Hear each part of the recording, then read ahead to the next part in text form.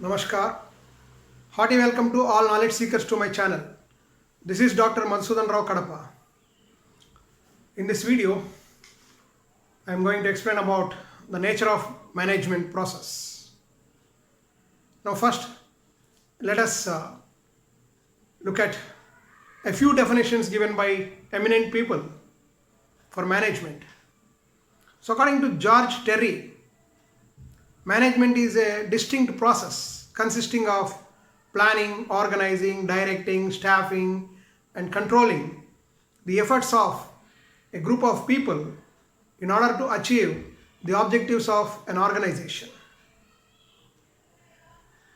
Coming to the definition given by Kuhns, according to him, management is getting things done through and with people in formally organized groups. Here, what is a formally organized group? Any organization is a formal group of people because the people who are working in any organization will have different roles, rules and responsibilities, hierarchy, etc. And they will have a particular framework within which they have to work. So it is a formally organized group, and the group works to achieve the objectives of the organization, or it works for achieving the goal of the entire group of people. Now coming to the objectives part, every individual has his own objective. He may want to achieve something, he may want to become something, and he may have so many aspirations. So individuals' objectives are different, organizational objectives are different. Every organization has its own objectives, maybe in terms of increasing its market share, or maybe in terms of earning more and more money, or in terms of providing service or expanding its service to different segments of people, whatever it is. So different organizations have different kinds of objectives, and individually each and every employee working in the organization will have his own objective. Now there must be a process in any organization that leads to fulfilling the objectives of the individuals, at the same time achieving the objectives of the organization. So management is that process which will accomplish the organizational objectives through the use of all the available resources like men, material, machinery, whatever it is, all the factors in an optimal way such that the individuals are happy because their objectives are also satisfied. At the same time, the organizational objectives are also achieved. So now coming to the process of management, because management or a person who does this act called a manager is a person who is responsible to establish an environment where the people work in a group. Why? Because earlier individuals work in isolation in order to earn their bread. But with the advent of the industries and advancement in technologies, it has been, forced people to work together in order to achieve a common goal. So the common goal is to achieve the organizational objectives. By achieving the organizational objectives, these people who work for the organization will get their livelihood, and in turn they get their desires satisfied with whatever they earn. So in order to achieve all these things, there must be a person who has to play a key role in the organization. He is none other than the manager. So a manager is a person who establishes and maintains an environment where the individuals work in a group to achieve a common goal. or to provide a product or service to a customer at the predetermined quality levels at a particular cost at which he is promised to be served. So that is the manager's role in any organization. Now let us have a look at whether the management may be treated as an art, or maybe it's a science, or to what extent management has the qualities of art and science. And as a profession, how can we treat management as a profession? So in order to compare management with an art or a science or a profession, let us have a brief look at what are all the characteristics of these three. An art, if you take, an art is characterized by creativity, skill, and then some objective. You know very well, an artist is a person who is familiar in a particular kind of art. Now, how an artist gets reputation? It's because of his creativity, the way he establishes himself in the society. His creativity, his skill, and he will have some objective. Ultimately, every art has some objective. So, art is characterized by these three things. That is creativity, skill, and objective. Now, let us apply this to management as a process. Definitely, management also needs creativity, because a manager has to look at the things, any problem, any situation, and think in a creative way. Because every time the rules of thumb will not help him in taking decisions. So he has to think in a creative manner to get different alternative solutions, and also to do things in a different way to achieve something great. So creativity is a desired characteristic for management, just like for an artist. And coming to the skill part. Skill. Here, having some knowledge, possessing knowledge by acquiring degrees, whatever it is only a qualification. But unless you know how to apply a particular process, a particular technique, or a method to solve a problem, you may not be successful as a manager. So every manager must have the skill of applying an appropriate method or using an appropriate means as per the situation. Because in management, the situation or a problem that arises today may not be same as that which arises tomorrow. Even though the problem, the nature of problem may be same, but the factors influencing that problem may be different from day to day. So here it needs the skill of using appropriate means and to take appropriate decision according to the situation, considering all the factors that influence the decision as well as the outcomes. So in that sense, we can say management also requires skill as any art. And coming to the objective, as I said, every artist, a person who is in a particular art, has some objective.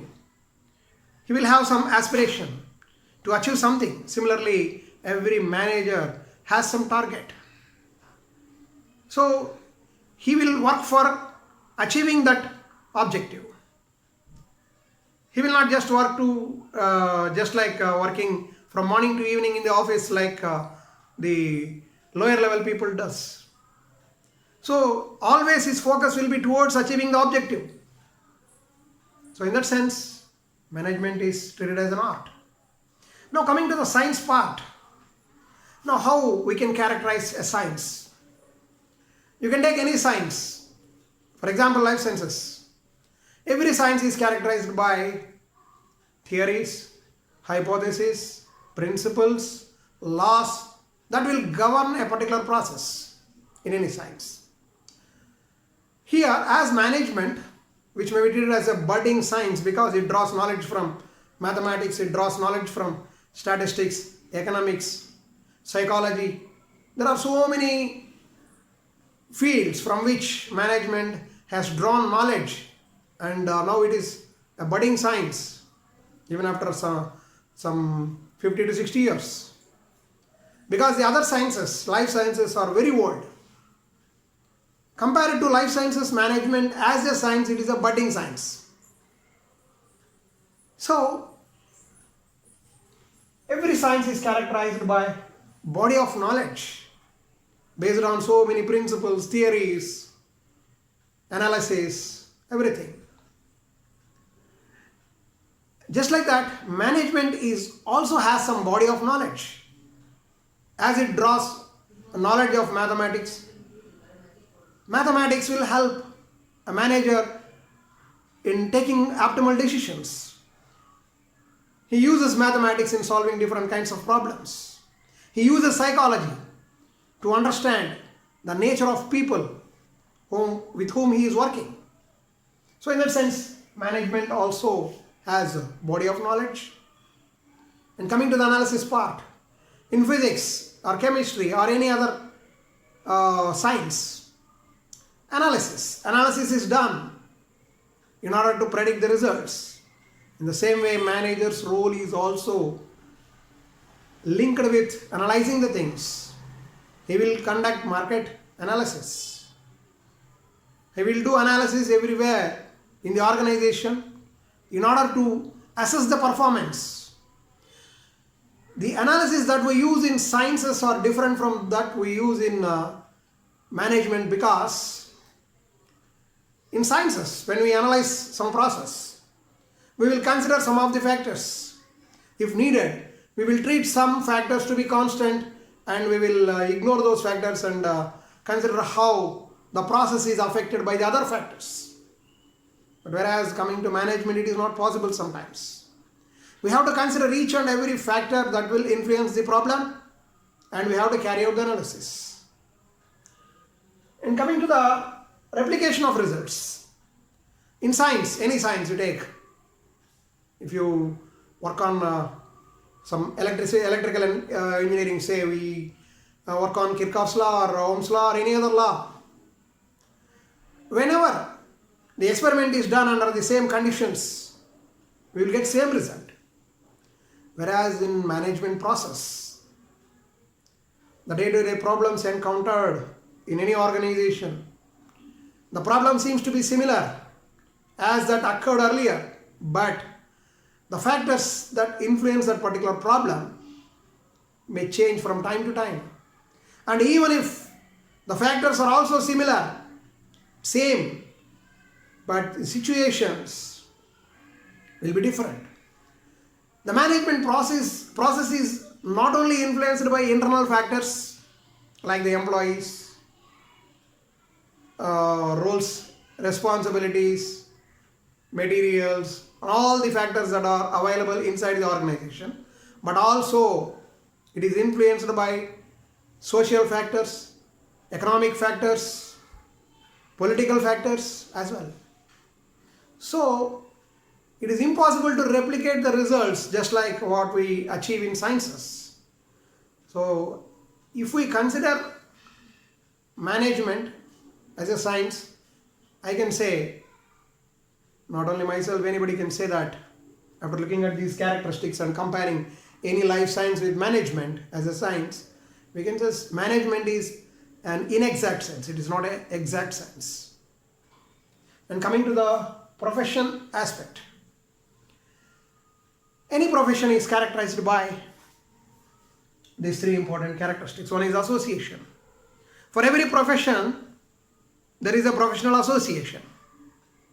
Like for example, for teachers, for professors, for mechanical engineers, for chartered accountants, for doctors, for every profession, for lawyers, there are some associations.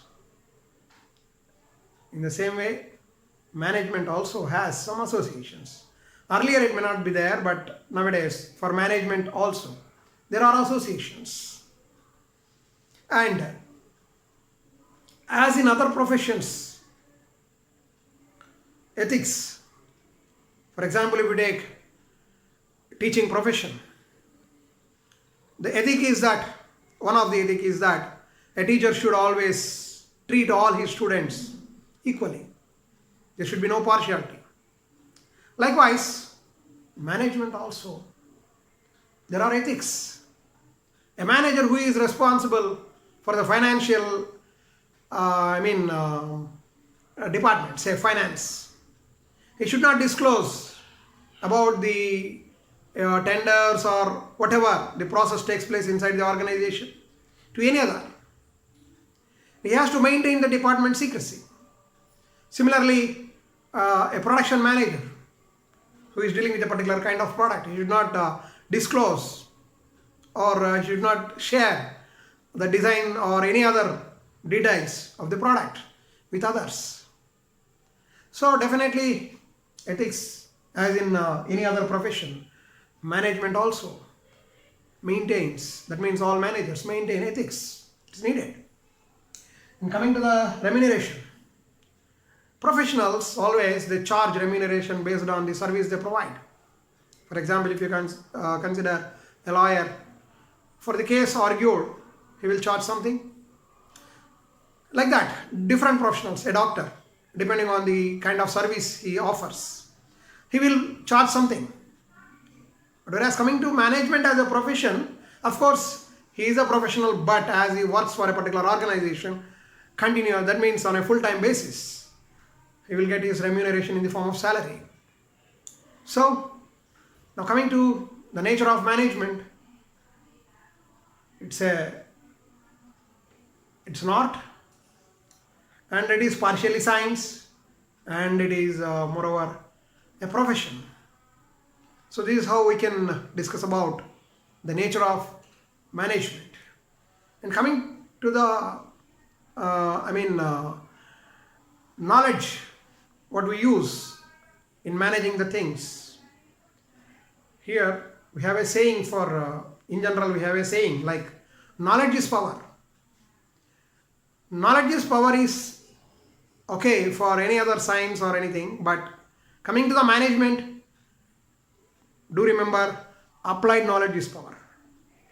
Having ample qualification, maybe an MBA degree or any other degree, may not make a person successful manager unless he knows how to use his knowledge in solving the problems, in making decisions. So, applied knowledge is power, not the knowledge is power. So, from here onwards, let us have a saying that applied knowledge is power in any field. So, thank you very much.